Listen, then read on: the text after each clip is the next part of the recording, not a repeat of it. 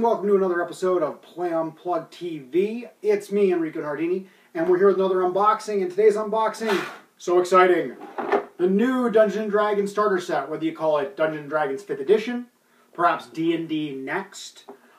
This is the starter set box. It is released to game stores today, and then it will be officially released on July 15th to all the other stores.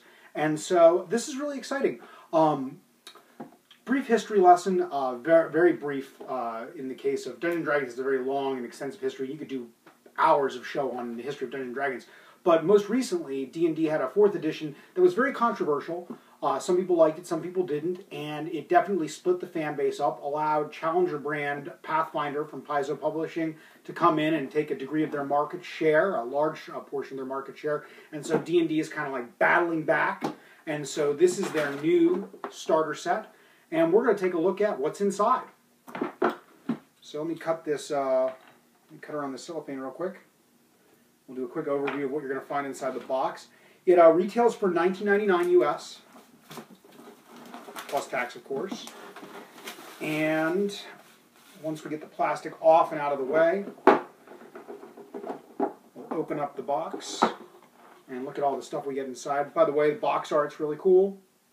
You know, guy fighting a dragon. I mean, it's pretty much what you're in for. So we've got a set of dice. We'll take a closer look at these. All the normal polyhedrals you'd use in a game of D&D. We've got a starter set rulebook. We've got this looks like the adventure, the Lost Mine of Phandelver. We've got a set of character sheets, and these are pre-made character sheets. We'll take a quick closer look at those as well. They look pretty well detailed. And we've got some advertising. What did you do last night? D&D Encounters. Build your character and play at a store near you. So I imagine D&D Encounters is going to start again. And it looks like this also serves as your blank character sheet if you want to make photocopies so you can make your own characters. And then lastly, there's this stuff to fill in the rest of the box. The box is kind of deep. I don't know why you wouldn't just make the box a little bit thinner. I guess as a gamer, if you want to store extra stuff in here while you're, if this is the only thing you're playing with for a while, you'll be able to store your extra character sheets, maybe throw a few maps in there and things like that, which is kind of cool. But yeah, I guess the box really didn't need to be this deep. Regardless of which, let's take a closer look at the content. Okay, so here we have the character sheets. These are pre-generated character sheets, and we'll take a look really quick at each one. But just looking at the character sheets, we can see some of these, some of the interesting choices that were made as far as like these are bubble fill-in things for the skills and for some of your other traits and things like that. The ability scores are reflected in just the positive numbers that they give. There's no, it's not like your strength 18 or anything like that. So there are your weapon, your other abilities are over here.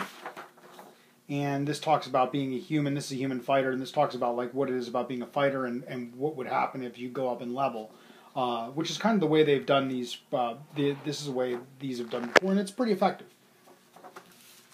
So we have a human fighter and a high elf wizard, and the wizard one's a little more filled in, and that's to be expected. Wizard's probably a little more complicated character in terms of what you can do. A Lightfoot Halfling Rogue, a Hill Dwarf Cleric. Always love Dwarven Clerics. Very cool. And this is another human fighter. This one has a more defensive fighting style. The other one was more of an archery fighting style. And then this is, like I said, it's an advertisement for doing D&D Encounters with it's actually kind of a really cool code there because it has the D&D logo in the middle of it. It's neat that they were able to do that. But the new D&D character sheet, you could use this, you could photocopy it, use it to make your own characters. So those are the character sheets. Nice little set of polyhedrals. They're blue and white. you know, these are dice. You're gonna roll them, but it's always good to starter set if it's a person who's very new to role playing. This might be their first game. It's always good to get that set of polyhedras in there. It's a nice extra. We've got the starter set rulebook. So here's the actual rulebook. And because this only handles characters 1st through 5th level, it's obviously very abbreviated compared to when they eventually release the player's handbook. I'm certain you're going to get a much bigger book. But this kind of gives you the abbreviated basics of how to do everything in the game. This book is, let's take a look at the last page. So there's even information on the very back, so it's like about 32 pages. And like I said, they've got spells back here. You've got your rules for spell casting, rules for combat, rules for character creation.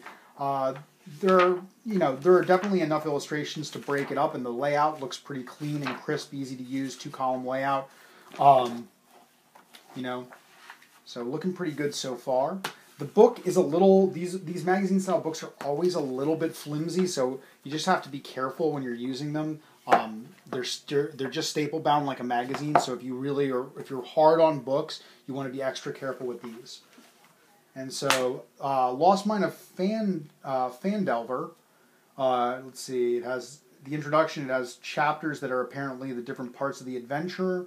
There's some magic items, and then in the back there are some monsters. I'll be interested to see if there's like a generic monster list so you can make your own adventures. Very cool map here. Once again, really clean layout. Looks nice. The adventure layouts look kind of similar to the 4th edition layouts in terms of how they're set up with the way the encounters are, and they show you the maps and things like that. So you'll be able to recreate them. And this all looks really nice. Like you said, if you're like me and you have a pretty good selection of dungeon tiles, you could be able to pretty much recreate that right there. Going through here, spoiler alert, looks like there's a dragon. I know you're all shocked. It is Dungeons and Dragons. And so, I want to get to the back though, just to see if there's a lot of good illustrations in this. This is a considerably bigger, the adventure's quite big actually, and this adventure book is 64 pages if you count the index. So there's a little bit of okay, so there's some magic item stuff in the back. Looks like some kind of just some basic magic item concepts, and then these, it does look like there's just some kind of generic, some generic monster stats that you could use to make your own adventures. I wouldn't be surprised since the book only takes you to 5th level. That probably all these monsters are appropriate up till there. There are not a ton of them. It's kind of a small monster selection, so but the idea of this product is to get you started. It's a starter set to get you a taste of what's going on.